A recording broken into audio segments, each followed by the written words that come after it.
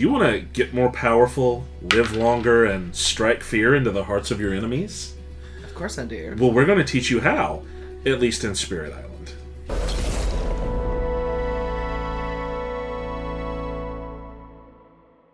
Hi everyone, this is Jeremy and Wendy with Elevation Games, and today we're going to be taking you through some strategy tips for our favorite game, Spirit Island. This game can be a little complex, a little hard for folks to learn when they're starting out. And one of the reasons is you really have to think and plan ahead with this game. I think that's true with a lot of games. I guess you have to call them pandemic-likes. I know Pandemic not our favorite, but Spirit Island and other games like it definitely sprang from that one originally. And so that's kind of our first strategy tip, is to keep in mind that it's a marathon, not a sprint. Yeah. So you're constantly triaging when you play this game. You know, the invaders are invading, they're blighting, and you're constantly having to figure out, okay, what's the next thing I have to deal with? But the neat thing that Spirit Island does is it gives you both fast and slow powers. And so, you know, while fast powers happen immediately, slow powers happen after the invaders take their turn. And so you can really plan ahead and think about, okay, what's the state of the board going to be after the enemy goes, and queue up those slow powers to deal with some of that after it happens. Now, another strategy tip that I want to interject here, though, is that anything can happen. So it's pretty easy to look at your board and know what's going to happen during that Explorer, Build, and Ravage phase. But as you're pulling your events and as things are happening out of your control on the board, what you have laid out for your slow cards to do could completely change.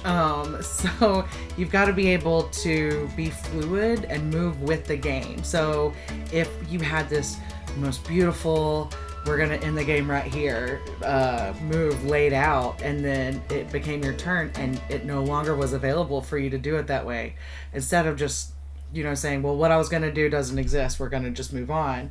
You have to be able to look at those slow powers that you have, of what the board looks like now, and then be able to adjust how you're applying them to the current state of the board.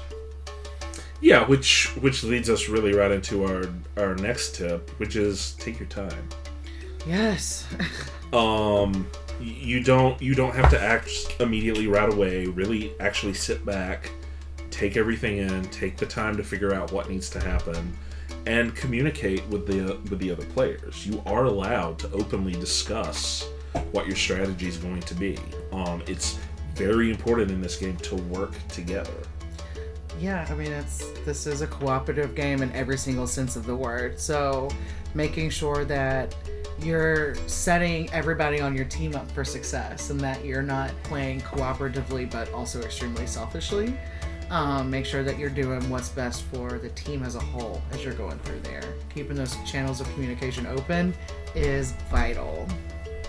Yeah, an invader wiped off the board is an invader wiped off the board. It helps everyone. Whether or not you're the one who did it, or whether you're the one who set up someone else to do it. Which leads us to the next point here, which is, as you're building up, gaining new minor and major power cards, the game really does have an arc to it. You build over time. The spirits start out as very weak, and they get more powerful as the game goes on. So typically, you really want to start the game focusing on gaining those minor power cards for a couple of reasons. One, the major power cards are going to shrink your hand. You have to sacrifice a card to get one. And you're likely not going to have the energy to even play it, even if you do get one. They cost more, and until you uncover more energy generation in your presence track, you're probably literally just not going to be able to play them. That's right. And they're so tempting, though, because they're so shiny and they're so powerful. You want to make sure that you have the hand size that can support losing a card to bring that major power into your hand, but also that you're able to generate enough energy to be able to support it. They're going to cost 4 to 8 plus energy, and so it's not something that you're going to be able to play every single time, especially when you think that by the point that you can afford the energy and have the space to bring a major power into your hand, you're going to be playing multiple cards, and so you're going to have energy to support all of those cards. So starting out with minor powers, building up your hand, and getting that going earlier on in the game is key to being able to get the board set up to where you want it to be, where you can then pull one of those major powers into your hand and then just wipe out a whole bunch of invaders at once with those major power cards. Yeah, major power cards are flashy, and the minor powers may, feel lackluster, potentially. But, there's another consideration here, which is our next tip, your elements. So when you're getting those cards, one of the things you want to really pay attention to is trying to make sure whichever card you pick, because when you draw a card, you draw 4 powers, keep 1 and discard the rest, right? So you got a choice every time you gain a power. And one thing you want to try to do is, as much as possible, match the elements that card provides to the innate powers that your spirit brings to the table. Because especially in the early game, since those things, you essentially get those for free, basically, they can really be clutch in the early game when you don't have as many power cards to play.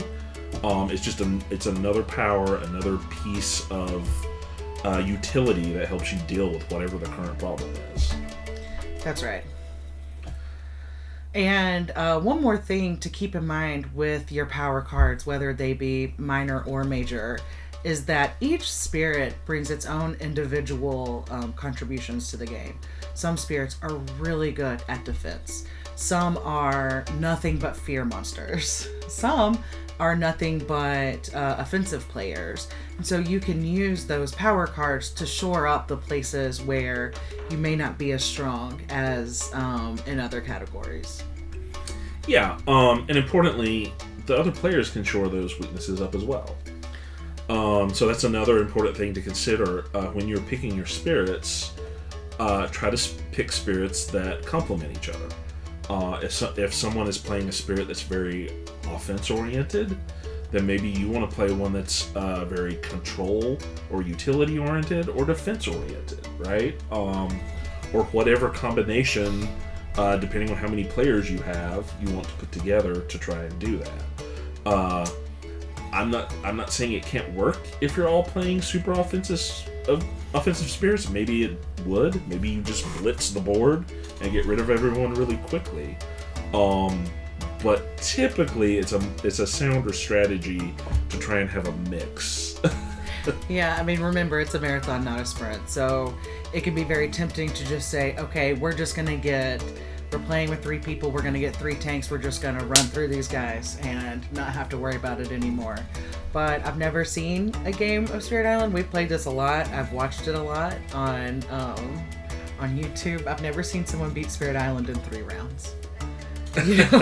I've never seen it happen, even if you have the biggest tanks all coming together, all rolling together in unison. I've never seen them just come in and just blast all the invaders off of the board. So you gotta, it sounds good when you're first coming in, but you gotta think about how that game is gonna play out. Yeah, I mean, we've said it before at this point, but there really is an arc to the game, right? And the invaders start out with the upper hand. They are just straight up stronger. And so those first several turns are really about you delaying them and stalling for time while your spirits get stronger. Which, is really highlighted by that invader track, the turns that they take, and what you want to prioritize as those are happening. So typically speaking, your invaders are either going to ravage, build, and explore every turn, right? And generally, if you can prevent a ravage, that's great. But what's even better than preventing a ravage is a build. Because if you prevent a build, you're just preventing future ravages on future turns, right? And then even better than that, if you can prevent an explore, then you're compounding it as you go, right? So if you can prevent that explore, the earliest thing on the track, then you're preventing on future turns, future builds, you're preventing future ravages. And so the earlier you can nip an invader in the bud, one, the easier it is to deal with, because those little explorers are the weakest units, right? And it keeps them from compounding and getting worse as time goes on. That's right, Jeremy. And that actually moves perfectly into our next strategy point, and that is to group all of your explorers, all of your invaders together if you can. So when you are able to push those issues all into 1 or 2 spaces, it increases your chance for a blight, but it also decreases the chance that they have to explore. We have a YouTube video about our common rules that you get wrong. You should check that out, where we talk about blights and explorers and how if there's nothing there to bring an invader in, then they can't come in to explore. And likewise, a blight dropping is not the worst thing that's going to happen to you during your game. So check that video out after you finish this one, and just to see a little bit more about what we're talking about here. If you have all of your invaders in 1 or 2 areas, then it's a lot easier to go in and start destroying those cities and those towns. They're not going to add any more blight. They can hit for 4 or they can hit for 40. That's only going to drop 1 blight onto your island. But if they're all in 1 or 2 areas, that's going to prevent a lot of explorers and allow you a lot more time to focus just on those 1 or 2 areas. Yeah, a lot of explorers without you having to do anything too. Like Wendy said, we talked about this in our tip video, but they don't explore lands they don't have access to. So you can keep entire parts of the island just cut off from them. Mm-hmm. And then you don't have to do anything to prevent them from getting into there. They just can't get to it. So it's a really solid strategy to kind of try and sweep everything into one space and deal with it all right there if you can. That's right. And then one final strategy tip that we have on here is to spread your presence as far across the board as you can. Yep, exactly. You're only going to be able to typically target lands that you either have presence directly in or right next to your presence. Some powers go a little bit further than that, but I don't know if I've ever seen anything that targets more than 2 away at the most. Yeah, 2 is coming to mind, but that is definitely spirit specific. Yeah, so your ability to do all of this stuff and affect the board is really dependent on where your presence is located on the board. So spreading that as far and as widely as possible, as quickly as possible, is going to be your best strategy.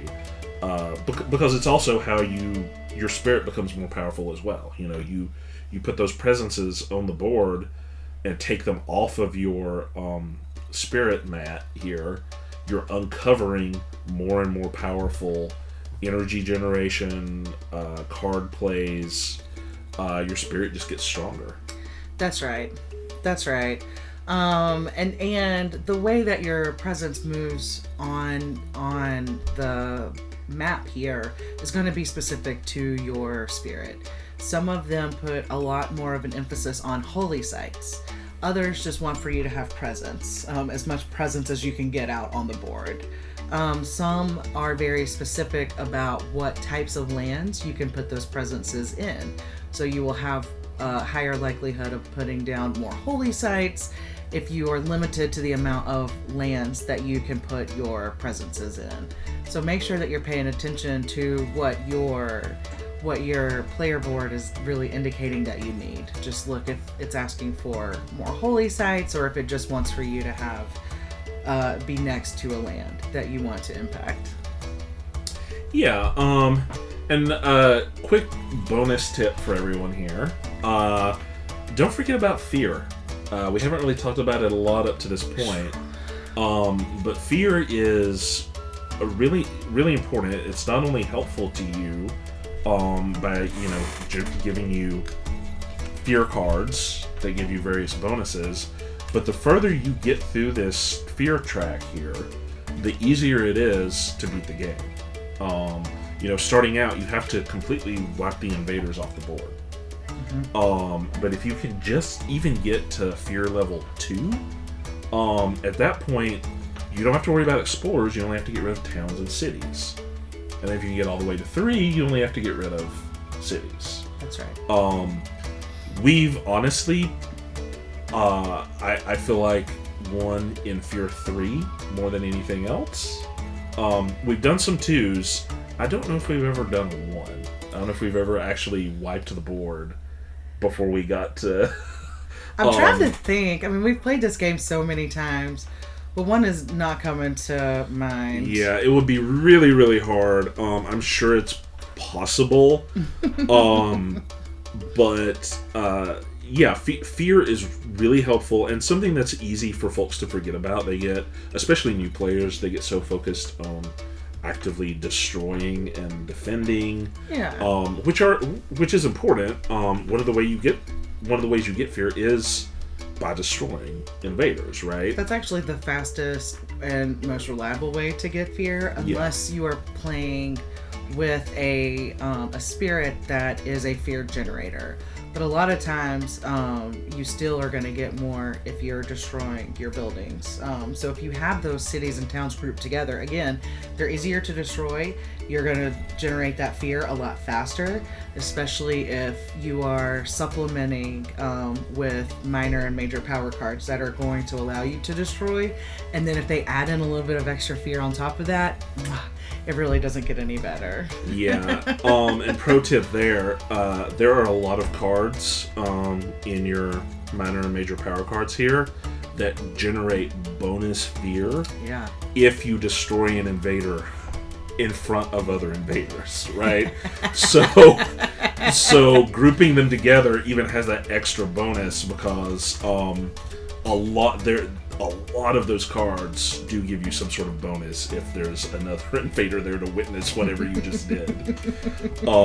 So don't underestimate fear. It's important and it can make the win condition a whole lot easier for you. Oh yeah, it definitely, that's when you start feeling that win shift in the game, is when you get into fear level 2, and then as you move into fear level 3, it's just like, phew, okay, let me get some major power cards and let's just end this. Yeah. Yeah. That's one of the most satisfying things about this game. You really can feel when the power balance shifts in your favor. And all of a sudden you don't feel like you're desperately trying to hold off the invaders anymore. You're almost like, oh, I'm just toying with you now. That's right. Which is a lot of fun. So hopefully this helps folks out. Some strategy tips for folks who are just starting out with this. If this is something you like, please be sure to like and subscribe. We've got lots more stuff like this on our channel here. And we're going to be doing some more Spirit Island focused stuff since we've gotten feedback that that's something people would hopefully enjoy. Sure. And in fact, if you go to our website, elevation.games, we'll have a free player guide there that you can download for Spirit Island. Nice. So go check that out if you're interested. Otherwise, we will see you guys back here with some more tips and game playthroughs and other stuff soon. See you soon. Thanks, everybody. Bye.